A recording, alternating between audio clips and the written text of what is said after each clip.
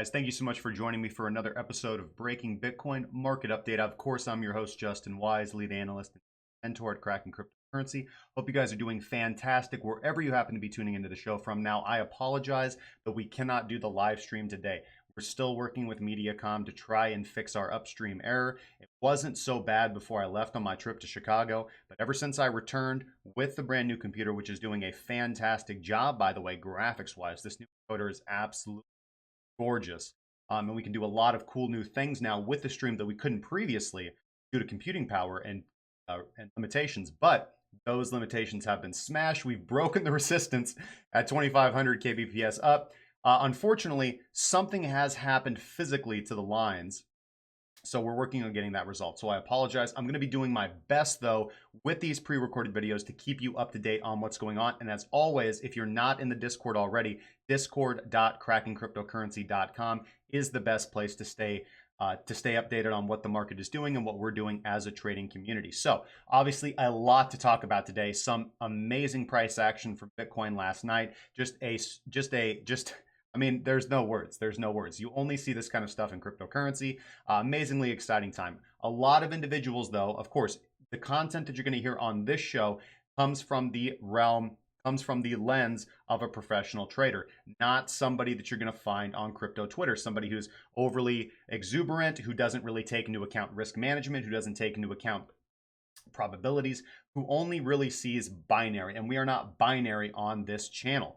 We're going to lay out all the possibilities. We're going to lay out the bullish scenarios and the bearish scenarios. I'm going to make both cases. We're going to talk about how this actually happened. We're going to look at some data metrics that I don't think other people are looking at and that I don't think you're likely to hear anywhere else. Of course, if you guys want to trade along with us and get a more intimate bead on how I trade, how the group trades, if you want to get access to our indicators, our strategies, our educational material, and our signals, you guys can obviously check out premium.crackingcryptocurrency.com. All right, heading over here to the live scene. Let's check it out. Okay, so let's just take a gander, obviously, what Bitcoin did last night. Beautiful movement from Bitcoin last night, breaking through all local levels of resistance and really not stopping on its bullet track to 5.K, the previous bearish breakdown zone. Pretty much one of two sideways consolidation areas we had during the Great Bitcoin Recession following November 2018, the crash in 2018. Now, I would be remiss if I didn't take this opportunity to mention my thoughts upon scrolling through Twitter and other discords and things of this nature, and just kind of reviewing my DMs here from the morning. Now, guys, ladies and gentlemen, as far as tradable assets go, we cannot look at Bitcoin differently from a trader's perspective than any other asset. Support and resistance, overbought and oversold zones, Ichimoku critical levels, initiation levels. Things are not binary when it comes to trading, as I mentioned earlier. We're never going to be all bullish or all bearish without respecting the nuances of individual situations. Therefore, it is incumbent upon me to point out some facts. This is not likely how the bear market ends. We will most likely see a retest of our previous consolidation range and most likely trade back into it. 6K, as I've talked about before, looking at the critical horizontal levels, the region between 5.9 and 6K actually on the Bitstamp chart here is 5780 to 6153, actually represents an amazing selling opportunity and shorting opportunity market, because that will be an opportunity for anybody who had bought spot at that area and held throughout the great crash from 6K to 3K. It will give them an opportunity to re-exit their position at a small profit or most likely break even, and it will be just a logical shorting area from a technical perspective on the charts. This does not necessarily mean, and it doesn't mean strongly in my opinion whatsoever, that the bear market is over, that this is going to be the massive pump to 20,000 to all-time highs. So I just want to put that in perspective, and I'm going to be one of the few channels I know out there that is not going to come on the air today and say, guys, get your moon boots on, we're going to the moon. As always, I'm going to recommend caution, because all that irrational exuberance, all that jumping all into any position, whether short or long, typically comes from the mouths, comes from the fingers typing on the keyboard of individuals who don't really care about the bottom line.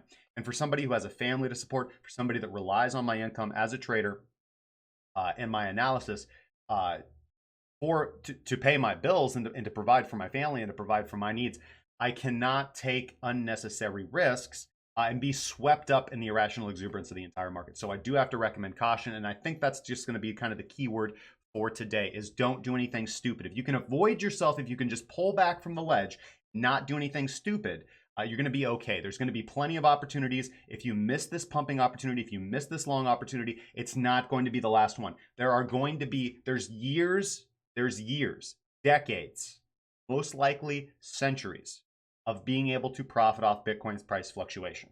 Okay? Did not miss the boat. There's plenty of opportunities from a trade. And in fact, I know traders who aren't even overly impressed by this. But regardless, I am overly impressed by this. It is a market-changing maneuver that we do have to analyze and put in the realm of what's been going on. Now, let's see here. Beautiful movement again, as I stated. So cheers to everybody who was able to take advantage of that. I was not able to benefit directly from a leveraged position. In fact, getting stopped out on my short position overnight. However, every bit of Bitcoin, as I had signaled yesterday to the premium members, that I had moved completely out of USDT for the big movement. So I did that round yesterday afternoon, had moved completely into USDT because I did want to hedge against my short position. So every bit of BTC that was not in a position, and in fact, every altcoin position that we had as a trading group stopped out in profit. So all that BTC appreciated and benefited from the pump. So from a USD perspective, I am wealthier today than I was yesterday, and as should just about everybody in the trading group. It's all about balance. So I'm really looking forward to the month of April, looking forward to the next round of opportunity. Now, right off the bat, I'm not going to be shorting anything. When I say anything, I'm referring to Bitcoin and Ethereum. I'm not going to be shorting anything until we see some more consolidation. Now, Ethereum is slightly different from Bitcoin. I can build a convincing bullish case for both. In fact, I am looking for more Ethereum price appreciation relative to Bitcoin. We're going to take a look at Bitcoin or Ethereum USD and Ethereum Bitcoin because both represent unique opportunities in my opinion. Now, looking directly at Bitcoin, specifically at Bitcoin, again, I'm looking for consolidation and I'm looking for the alts to kind of pick up and catch up where they picked off while Bitcoin generally moves sideways in consolidation after a massive move like that. And we're going to break down the data metrics that I hope will show you why I feel that way. If BTC does consolidate at this higher price, we'll look for Bitcoin dominance to drop again for a sign that alts are about to fill that gap. It will be safer, of course, to still play the USDT pairings right now. As you can see, if you guys are paying attention, most of the USDT pairings continue to appreciate while the Bitcoin pairings took a hit. Why? Because individuals were selling their altcoins for BTC to have that direct Bitcoin appreciation. So let's actually go over here to skew. And we're going to look at the fall in open interest. So we can actually see that we had a drop off in open interest on that pump from about 618 million. This is BitMEX open interest. We dropped from 618 million to 409 million. Open interest naturally represents the amount of positions that are being put on, either long or short. When its number rises, it means individuals are opening new positions. And when it goes down, it represents traders getting stopped out or taking profits. Now, a massive drop like this typically implies that we're going to see some consolidation, as it will take some time for new positions to be entering in to make, it will take some time for enough positions to be entered in to make highly volatile movements likely. Remember, you only break out of a range one time. The rest of the time, you're range bound and you long support and you short resistance. Now, going over here to Tensor charts, we had about $500 million worth of liquidations last night, obviously short positions. This is a good opportunity to make a side note. Just be cautious of taking trading advice from anyone who says that they made out well in this last night's maneuver and last night's price movement. So basically, anybody who says oh man, I did so well on last night's move, i.e. got lucky. And that's not to say that everybody who wasn't in the long last night got lucky. That's not what I'm saying at all. But the majority of individuals who you're going to hear bragging about catching a movement last night, and really massive, huge pumps like that, they're not predictable by technical analysis. No level of analysis that exists on the planet is going to be able to tell you, well, we know for sure that during this time frame and this hour, price is going to move 30%. That's just impossible. All technical what the power of technical analysis is allowing you to profit off volatile movements in the market or unvolatile movements with a degree of precision and with a degree of certainty. Really, the purpose of technical analysis is, again, to stop you from doing stupid things and put you statistically on average in the direction of the way price is likely to go. But again, as with all things, the biggest important thing when it comes to trading is not doing the wrong things. Remember, 4 things can happen when you open up a trade: big win, small loss, big loss, okay? If you can remove that big loss, which almost always comes from you doing something stupid, then you're going to be able to be okay. And I did not start seeing the increase of my equity curve until I focused first and foremost on not doing stupid things. For me, that was money management, all right? As you guys will recall, I've been very open and honest about this. I've been trading for quite a long time, and my first several accounts, I completely blew out. Why? Because my entry and exit system was actually pretty good. It always has been pretty good. I've always had a good eye for spotting reversals and for spotting trend continuations. But I was terrible at money management. And it wasn't until I focused on that as the primary aspect of my trading regimen that I actually started to see the gains at the end of the year that I had wanted to see at the beginning of the year. Just be careful hearing things like from anybody who's going to brag on Twitter or brag to you in a DM or whatever. It doesn't matter. But anybody who's like, man, I made so much money last night. Bitcoin looks unstoppable, crazy. It's over 5,000. I mean, these are the kind of things that individuals, those are the kind of things, those are the kinds of individuals who say those kinds of things. Were they not in a long position at the time, would have likely bought the top out of FOMO, out of fear. Highly emotional moments are the most important times to remain stoic and composed, as those are the moments when we make the most pivotal decisions that we either look back upon with relief that we followed our strategy and our system appropriately, or that we look back upon with regret and berate ourselves for emotionally reacting the completely wrong way. Let's see here. I did want to take a look here. We have total pulled up, and we'll talk about total here in a little bit. But I wanted to look at BVol 24-hour. This is the Bitcoin Historical Volatility Index. And as you can see, over this consolidation period, so pretty much since November 2018, ever since the time of the dump from 6K, we've seen volatility in this downwards trend. Okay, and now just completely breaking out of the trend, a huge increase in Bitcoin volatility over the last 24 hours. So definitely something to keep your eye on. Okay. Let's see. Now, getting back over to regular price, back over here. And we're going to look at the BitMEX chart right here. Now, I'm going to take some of this stuff off so it's going to be for us to discuss what's going on. Let's put this into perspective. This movement was largely fueled by the snowball of stop losses and short liquidations, creating this just perfect zone of liquidity that allowed price to rocket as it did. A lot of people that were trapped in that liquidity zone above 4,300 did not even get their stop loss activated because of the volatility and the speed and the momentum at which price was moving. This is an error of BitMEX. This is the system overload error, and there's nothing that I can say. So for anybody who was in a short position that got trapped last night, there's nothing that really can be done except for look for alternatives to BitMEX. And BitMEX is a tricky mistress. And again, one of the things that I've been focusing on is finding a viable alternative, because I really like BitMEX for its for the tools that it offers a trader, the professional tools that you want. But the entire system overload thing, it's criminal. I really don't have any other words for it but that. But I have not found a viable alternative that I would trust with my money, leaving it on an exchange. This created this perfect zone of liquidity that allowed price to rocket as it did. Remember, it's not some, Dr. Evil Freemason in a dark conference room that picks up the phone, and says, pump it. That's not how it works. These are natural occurrences of liquidity and careful timing.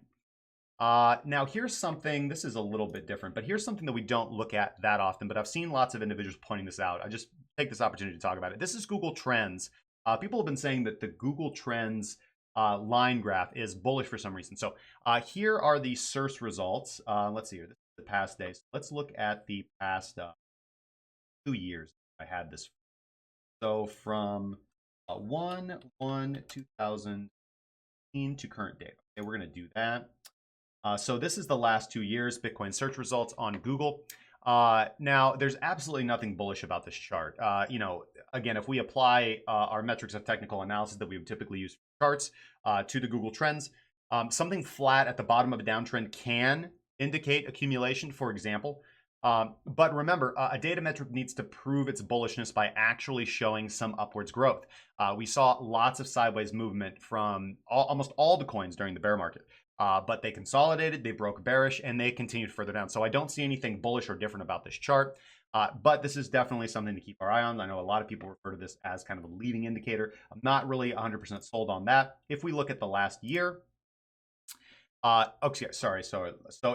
I won't go back to it, but if we look at the last 2 years, the lowest level was a 4.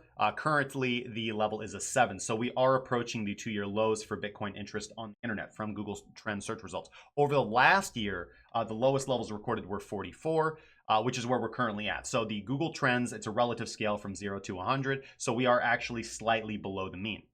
Now, just for fun, here's the Google Trend results for the last 24 hours. And this is pretty funny. So you have, pretty flat search engine result. And then right around 11:32 my time, which was, just about an hour before the pant. It just starts spiking and spiking and spiking and spiking. So making a low of 28 and then goes all the way up to, 100. All-time high, and then kind of drifts up. Like, oh, bam, Bitcoin pumped. All right, cool. Let's find out a little bit more about this Bitcoin stuff. All right. Let's see here. Now, one interesting chart that I have come across, and I do want to break this down because I've had a lot of people send this to me. I think this is going to be best done. So a lot of individuals sent me this chart, and I'm going to try to draw it out as best as I can. And they're labeling this as a bull trap. So similar to the price movement that we saw when price was trading basically in a descending triangle back from July to November before we broke down. And then what did Bitcoin's price do? They're kind of comparing it to this. They're saying that price put in this bull trap, trapped a lot of longs, basically closed 50% below, or retraced 50% of the way. Price continued sideways for some time, and then put on an extremely bearish scenario. And the chart that people are sending me is basically the same thing. And I'm not going to agree, I guess, with the way it's drawn, but basically it looks like this. And they're saying that this is the same thing. So they're like, well, okay, clearly we have an ascending triangle here, and so this is a bull trap. And we had a descending triangle here, and this was clearly a bull trap. Listen, I don't know where you guys are getting this chart. I don't know why you think this way, but I was shooting videos back at the time that we did put in that bull trap back at 6K.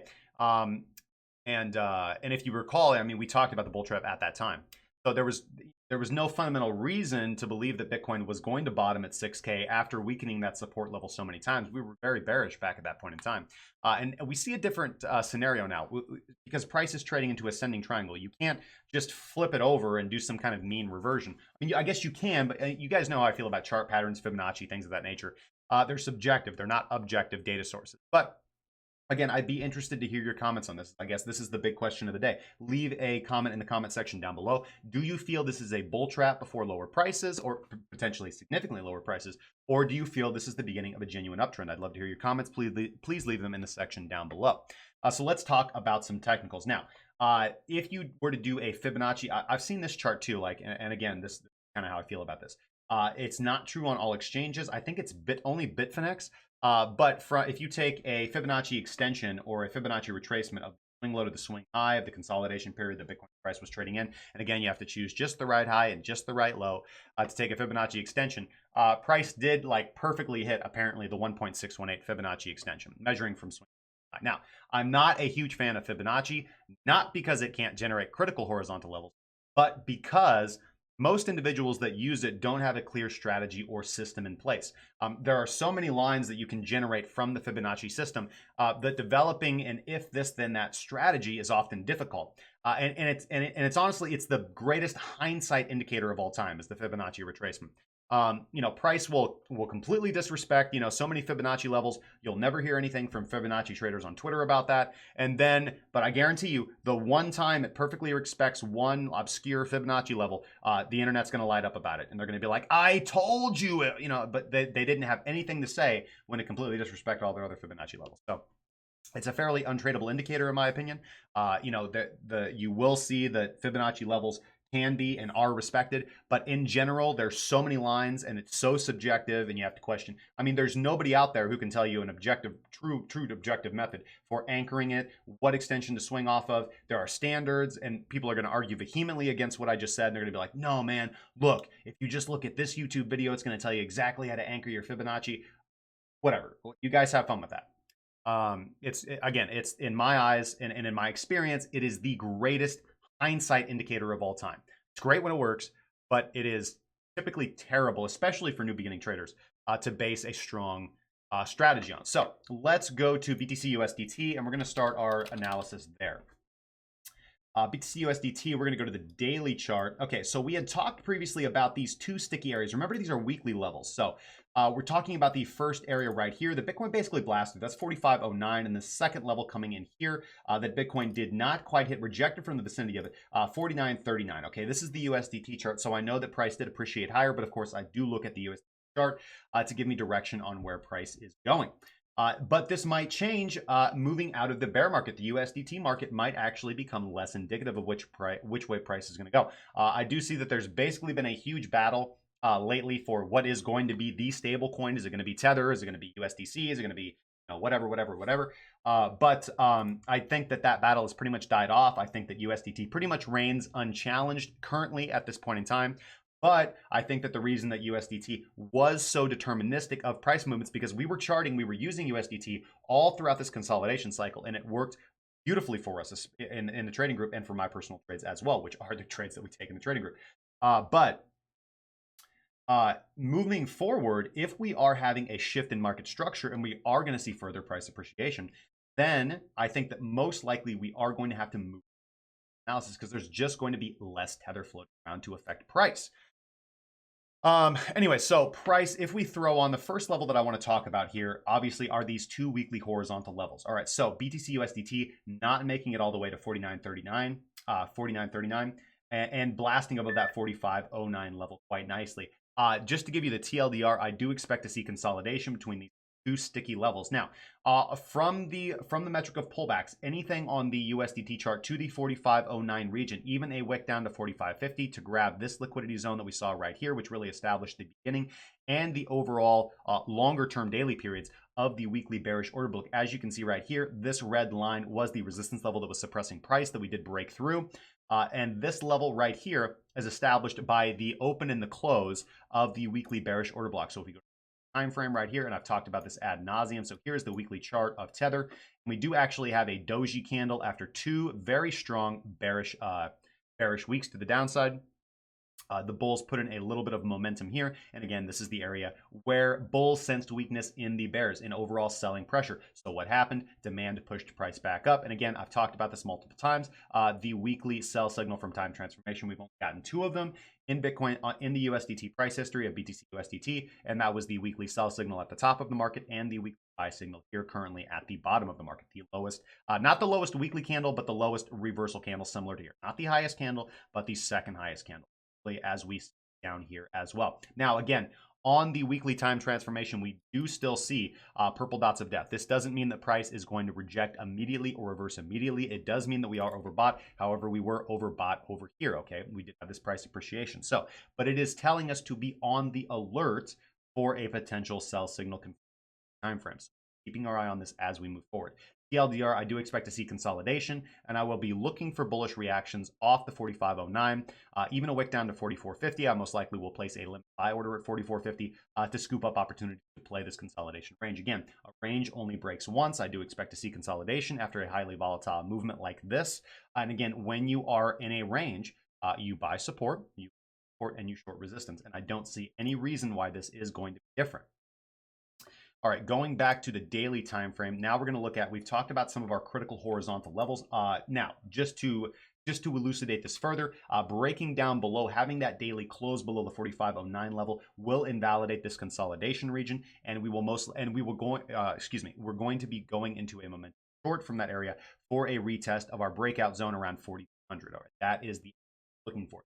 Should price respect the $4,200 region, which would be a full pullback, pullback continuation trade or a confirmation trade, looking for that confirmed support and resistance flip on the higher time frames such as the daily. Now, you could make the argument that Bitcoin did this on the lower time frames, but again, remember that the lower the time frame that you're looking at, the less sustainable the signal is going to be. The higher in the time frame that you go up, the more sustainable it's going to be. So we can just see throughout Bitcoin's price and history that when it does break a critical level of resistance, as we can see at, we were being held back by this level of resistance too.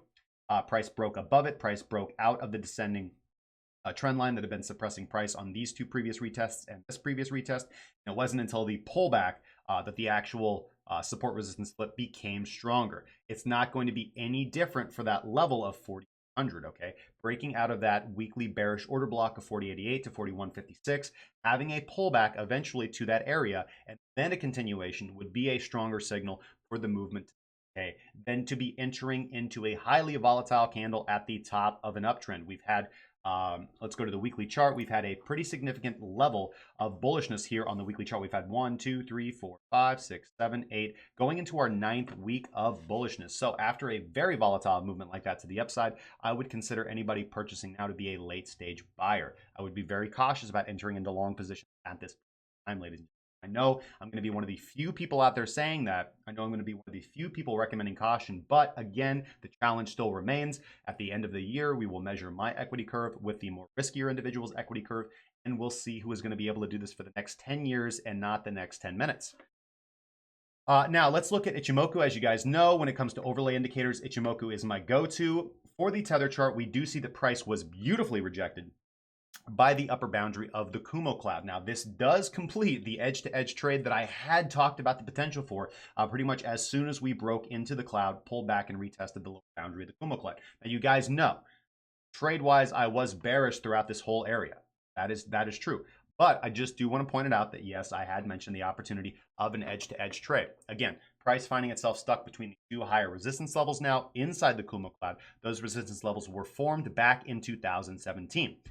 49.39 and 45.09. Remember, these are weekly levels. Now, in keeping with my reasoning for why these levels were important in the first place, when an area that is supposed to act as demand is disrespected, it often acts as supply on a retest. Now, we can see that Bitcoin's price did not respect that area, that initial area of 45.09. We can say that it has respected 49.39. We haven't had a full retest of it. We haven't actually hit that price level, but rejecting from a good region and zone around it.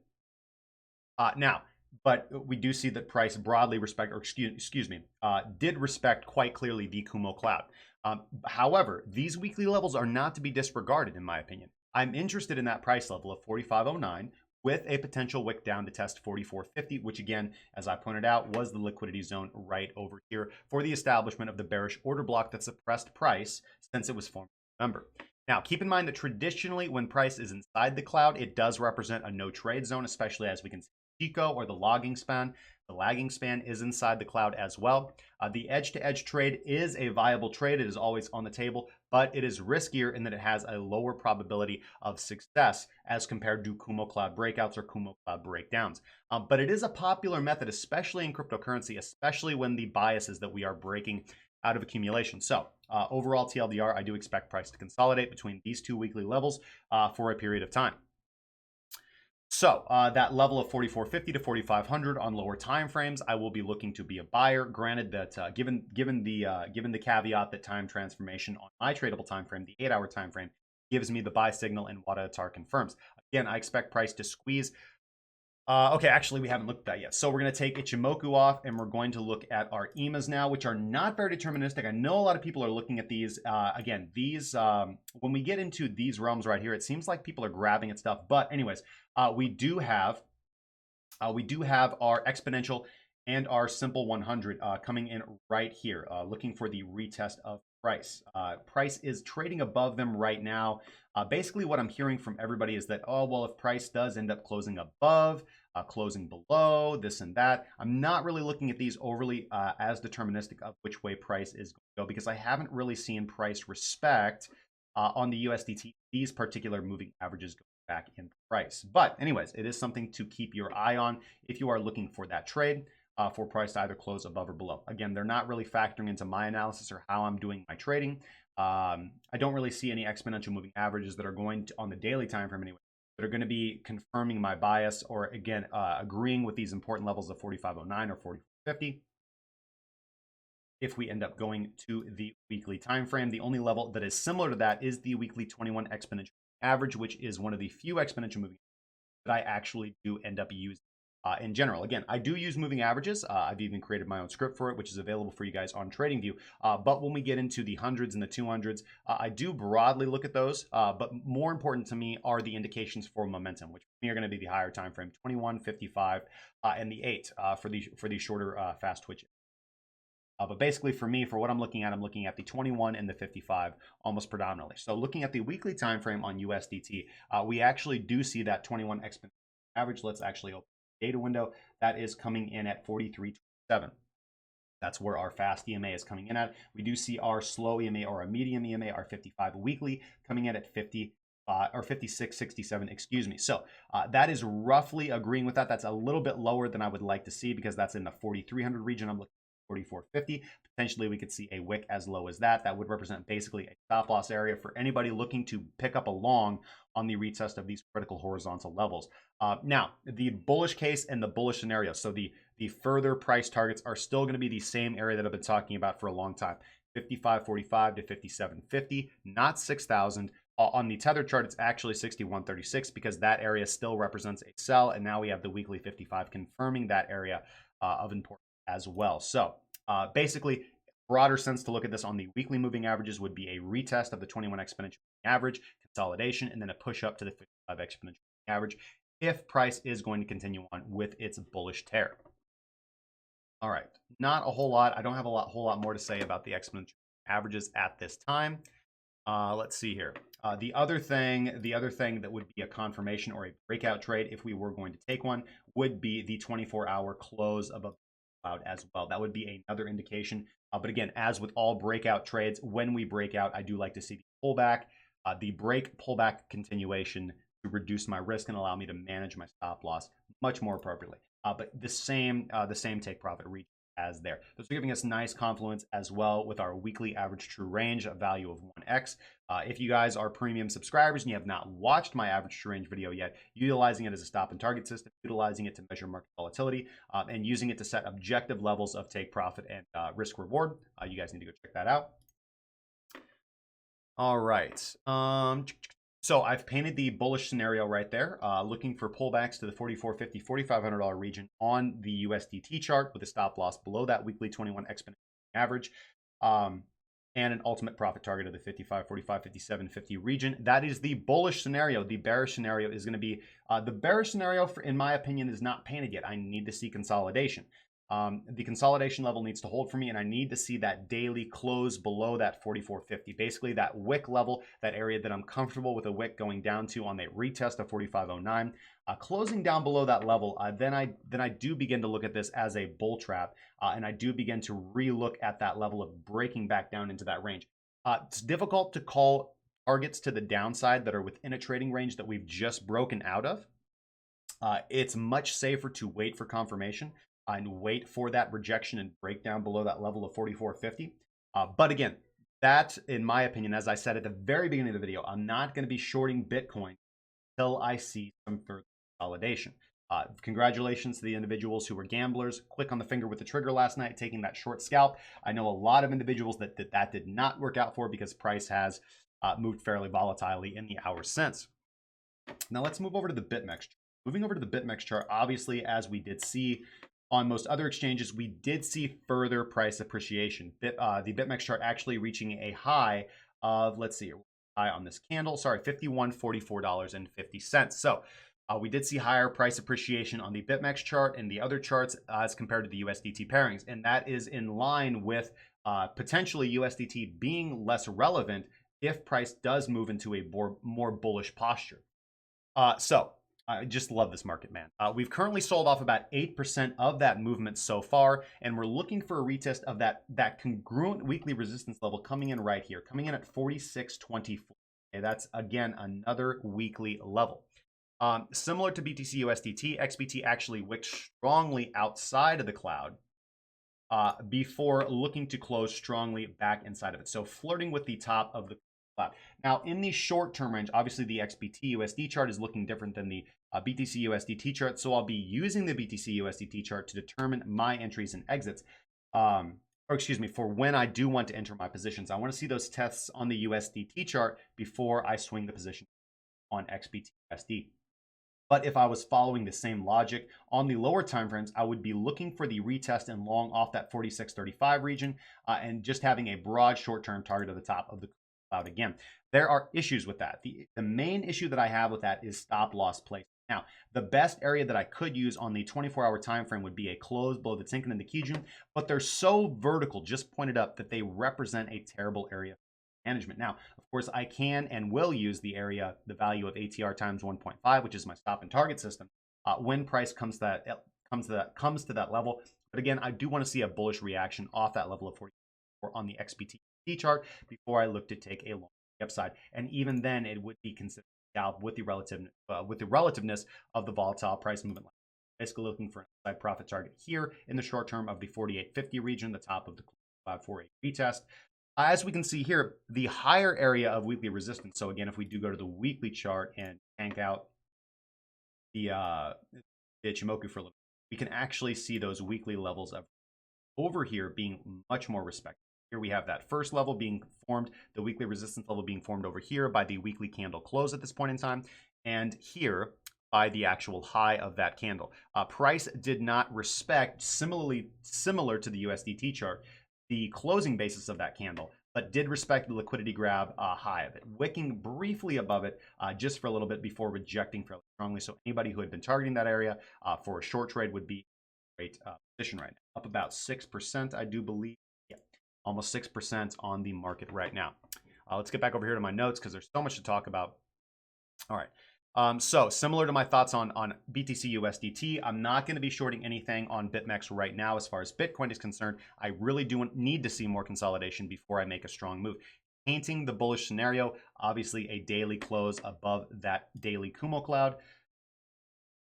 Sorry, that's the weekly chart. Let's go down to the daily. Daily close above that Kumo cloud would be quite bullish. I would be cautious. I would be putting on a bit of a position here because I would consider that a retest.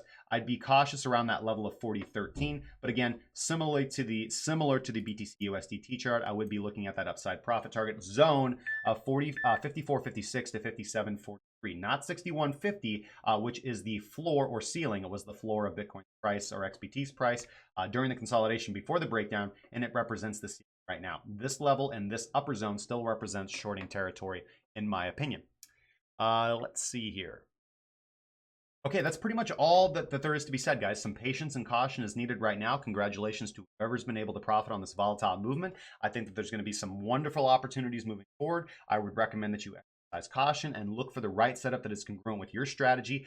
Do not berate yourself or kick yourself if you missed out on this movement, if you were on the wrong side of this movement, if you were on the right side of the movement. And most likely you might be sitting there thinking, oh, I'm down 8%. I should have sold the top. What am I doing? Oh my God, I hate myself. Listen, guys. There are lots of opportunities for a trader. For a trader, you need to have a strong, firm, if this, then that strategy. Again, if you miss a movement, I know a lot of people are going to be unfortunate because they think this was the movement. Bitcoin's never going to see a movement like this. And again, I don't want to damp down or be a Nancy because what we saw last night was amazing. Again, we were watching it in the trading group, and it's just fantastic to see kind of things and to remind us of why we're in cryptocurrency and not traditional equity and not Forex, for example. Although, again, as I've said before, the interest for us to go back to trading Forex has been overwhelming, and we are seriously considering that. Again, playing around with the Wanda a little bit. We'll keep you guys updated on that as we move forward. So now let's go over and look at Ethereum. Okay, there are some interesting things that I do want to point out with Ethereum. So here's Ethereum. Here is Ethereum on the daily chart for the daily tether chart. Actually putting in a little bit of bullish scenario right now. We did end up breaking through that zone of resistance that I talked about. Now, we did not put in the insanity that we saw with Bitcoin last night. So here is the daily chart for Ethereum, actually pumping later, up about 13% compared to the movement from XBT USD actually. Now, we can see that, so here we are on the chart. Sorry, just trying to keep my notes straight here. So simple setup here. What I'm looking for is the pullback, just with the same logic. This is my this is kind of broadly what I'm looking for with Ethereum. I'm looking for, after this break, I'm looking for the pullback here to the region again that was the original liquidity zone of trap buyers in between 146 and 149. Looking for that on the USDT chart to be a buyer. With the same logic that an area that is supposed to be supply, when it is disrespected, often acts as demand upon retest. Ethereum putting in a little bit of nice bullish reaction right now. However, we do have this critical resistance level overhead that we have been unable to break so far. Let's see here. So again, pullbacks to 149, 147. I will be going long on with a stop loss. Actually, you know what? Let's look at the Let's look at the BitMEX chart. Here we are on the BitMEX chart. Let's go to the daily time frame. So here we are on each. So the daily pumping up to, again, that critical level of resistance. Now, should the daily close above this resistance level, I will most likely be taking a momentum along to these higher price targets. Otherwise, I will be looking for a pullback to the zone of 147, 149.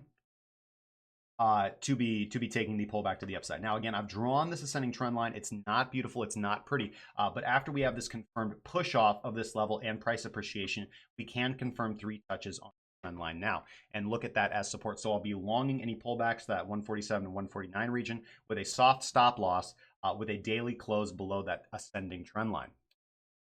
And pending the bullish scenario, we do see upside profit targets of 170 and 181 with resistance overhead at 192.28 upon the confirmed breakout of this zone around, what is the exact level for this resistance? 162.45, price currently trading at, 160.80. So looking at this right now, this actually represents a shorting opportunity right now because we have not broken against resistance and we are testing resistance right now. So we're looking for that retest. So a short on the table right now, definitely for a pullback to that level of 9 would not be off the table. It's not going to take you very long. You've got about 4 hours for the daily candle to close. Any close above that resistance level, and you know that you were wrong in your scenario.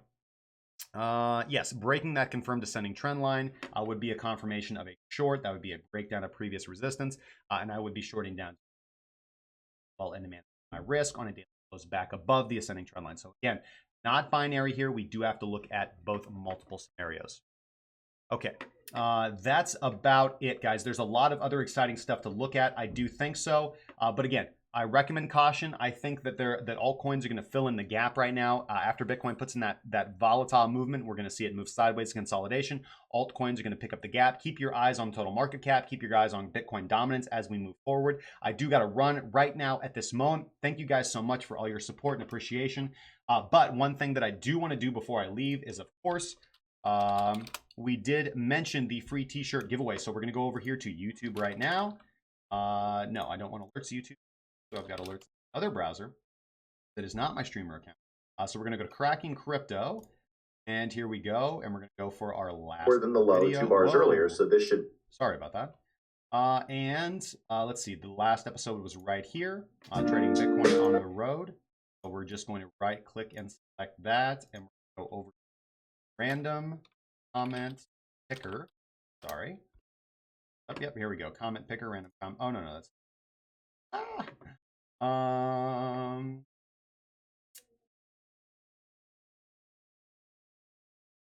Sorry, guys. YouTube picker. This one right here. Yeah. Again, you guys had to use the secret code word to win the free t-shirt. So hopefully if the comment does not use the secret code word, which we mentioned in the stream, we're going to have to pick another winner. So we're going to click get YouTube comments and we're going to start the raffle and pick a random number. Dun, dun. Again, it does have to contain the secret code word. Palindrome. Oh, there it is. Bob Miner, 30 is the new 20. Happy birthday. Wish you many more trades that will bring plenty of prosperity for you and yours. When I get up, I make a coffee and watch Cracking Crypto. Hook me up with a CC mug to go along. Palindrome. Palindrome was the secret code word. Bob Miner, congratulations. You are the winner of the free t-shirt. Now, if you want a mug, since you won, if you want a mug and not a t-shirt, let me know. DM me in the Discord. Again, I'm just right there at the top. JY is free next to Scott and Ben, the other admins of the channel. So give me a DM, and if you want a mug instead of the t-shirt, I'll be happy to hook you up with that, man. But congratulations. Thank you so much for your support, and thank you to everybody who's been commenting on the videos. Again, generally, if you leave a comment down in the comment section, I almost always pick a random commenter and tip them some crypto in the Discord for the support. So thank you so much, guys. I just want you guys to be safe out there. Don't make dumb decisions. Make intelligent decisions. Make sure that you're not entering anything out of fear, uncertainty, or doubt. Make sure that you're not entering anything because you feel like you missed the bus. Always have a strategy and a plan, and make sure to manage risk as always, guys. So until tomorrow, and until we get the upstream issue fixed, I will be uploading these daily videos. Leave your comment in the comment section down below. Leave a comment or come into the Discord, discord.crackingcryptocurrency.com, and ask me some questions in there. I'll be happy to cover them on the live stream. I would love to hear your thoughts and opinions. The question of the day is, do you think this represents a bull trap in Bitcoin's price movement, or is this the genuine beginning of an uptrend? Do you even think we're going to see a pullback? I think we will. Just be cautious, guys. as always, in everything. If you have any comments, questions, sarcastic remarks, or death threats, leave them in the comment section down below. I'll be happy to cover them again, as I said, in the next video. And until tomorrow, guys, make sure to trade safely. I'll see you next time.